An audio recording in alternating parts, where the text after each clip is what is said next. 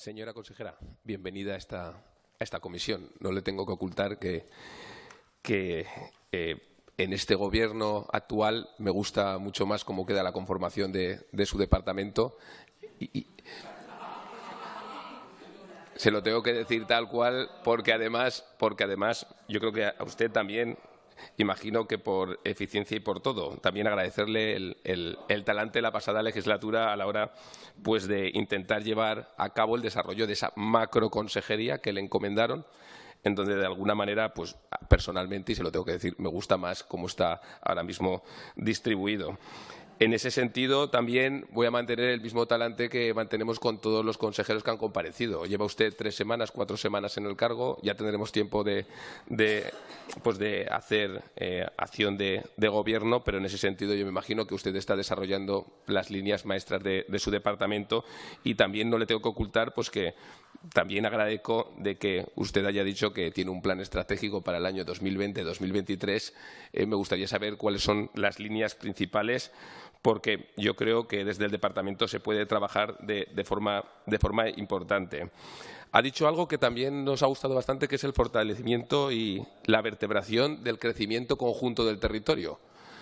Sí que me gustaría saber qué significa eso, porque muchas veces hemos puesto en valor de que Aragón no solo es Zaragoza, es la capital, pero es que el 60%, el 50 y tantos % de los habitantes está fuera de Zaragoza y hay que intentar pues, vertebrar o intentar impulsar ese crecimiento conjunto de las diversas comarcas que integran Aragón, y quería saber pues, qué líneas principales hay alrededor de esa línea. En cuanto a empleo, nosotros ya lo dijimos, es verdad que nos gustaron bastante las líneas que se empezaron a hacer desde INAEM, especialmente al final de la legislatura, en cuanto a la realización de diversas herramientas, indicadores de evaluación, de KPIs que de alguna manera pues, también evaluaban esas políticas del propio INAEM, y queríamos saber si van a seguir potenciando las acciones en 2 sentidos, que es lo que nos demandan muchas veces los propios empresarios o las asociaciones empresariales. Cursos que tengan por la formación a nivel de oficios y, por otro lado, en cuanto a la digitalización.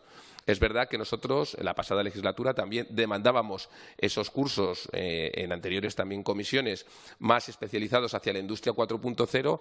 Nos gustaron ese paquete de medidas que se lanzaron, creo recordar, en abril de 2018, en cuanto se hablaba de industria 4.0, de IoT, de Big Data, de blockchain, en ese sentido, y queríamos saber si ustedes van a seguir potenciando cursos en ese nivel, porque es verdad que la digitalización lo va a barrer todo y si no nos subimos a la digitalización no vamos a ser competitivos en ningún sector.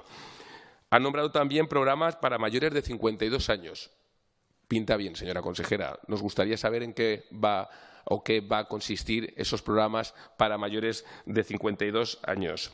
En cuanto a la Dirección General de Trabajo, algo que se demandaba, no sé si al final de la legislatura se solventó o si se pretende solventar, era en las comparecencias pues, una mayor dotación de material o de recursos humanos. Para esta legislatura va a haber ese aumento en ese sentido. Nosotros creemos que puede ser bastante adecuado para intentar pues, seguir impulsando esas políticas que se hacían desde la propia Dirección General de Trabajo, que creemos de forma bastante positiva. En cuanto a economía social, es verdad que ya se empezaron a dar pasos la pasada legislatura.